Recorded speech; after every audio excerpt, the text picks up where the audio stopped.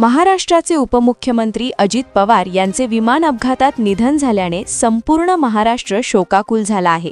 या पार्श्वभूमीवर राज्य सरकारने शाळा कॉलेजांसाठी तात्काळ सुट्टी जाहीर केल्याचे वृत्त सोशल मीडियात व्हायरल झाले। 3 दिवस सुट्टी असल्याचे यात म्हटले होते, पण आता शिक्षण विभागाने यावर स्पष्टीकरण दिले आहे। याबद्दल सविस्तर जाणून घेऊया। शिक्षण विभागाच्या अधिकृत सूचनेनुसार राज्यातील शाळांना केवळ आज 1 दिवस सुट्टी देण्यात आली आहे। 29 जानेवारी किंवा त्यानंतरच्या दिवशी शाळा नियमित सुरू राहतील। काही जिल्ह्यांत स्थानिक पातळीवर वेगळे निर्णय असू शकतात, पण राज्यव्यापी फक्त आजच सुट्टी आहे। पालकांनी शाळेच्या मुख्याध्यापकांशी संपर्क साधून खात्री करावी। शिक्षण विभागाने या संदर्भात निर्देश दिले आहेत। सोशल मीडिया आणि काही वृत्तवाहिन्यांवर 3 दिवस शाळा बंद राहणार अशी माहिती व्हायरल झाली आहे। ही माहिती चुकीची आहे। अशा बातम्यांमुळे पालकांमध्ये संभ्रम निर्माण झाला आहे। शिक्षण विभागाने यावर स्पष्टता आणली आहे।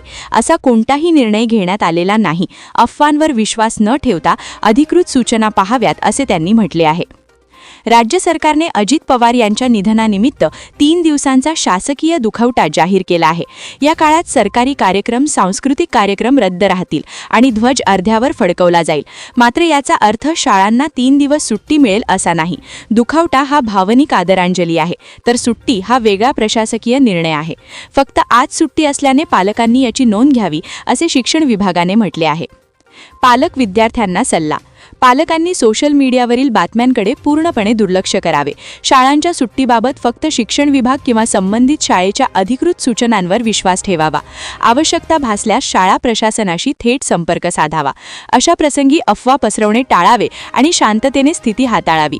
हे दुःखद प्रसंगी सर्वांनी एकत्र येऊन आदर व्यक्त करावा असा सल्ला देण्यात आलाय। तर यावर तुमचं काय मत आहे कमेंटमध्ये नक्की कळवा। तर अशाच प्रकारच्या ताज्या आणि महत्त्वाच्या बातम्या जाणत रहा आणि आपल्या TV24 समाचार या YouTube चॅनलला लाईक आणि सबस्क्राईब नक्की करा। तोपर्यंत नमस्कार।